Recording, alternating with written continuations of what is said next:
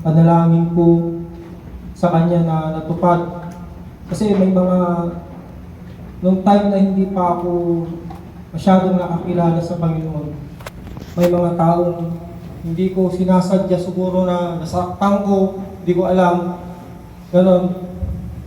Pero sa pinanalangin ko po sa kanila, sa Panginoon, na patawarin niya ako at ganoon din siya kung siya yung may kasalanan.